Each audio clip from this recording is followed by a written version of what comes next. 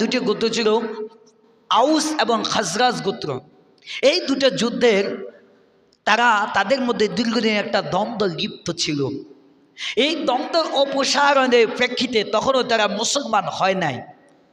তারা চিন্তা করেছিল আব্দুল্লাহ ইবনে উবাইকে তাদের দলের নেতা বানাবে, তাদের দুই গোত্রের দ্বন্দ্বটা অপসারণ হবে। এগুলো সিদ্ধান্ত পরিপ্রেক্ষিতে আল্লাহর নবী মুহাম্মদ রাসূলুল্লাহ সাল্লাল্লাহু আলাইহি ওয়াসাল্লাম মক্কা থেকে মদিনায় হিজরত করলেন।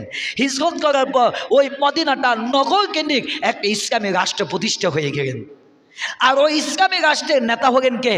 স্বয়ং বিশ্ব নবী মুহাম্মদুর রাসূলুল্লাহ সাল্লাল্লাহু আলাইহি ওয়াসাল্লাম।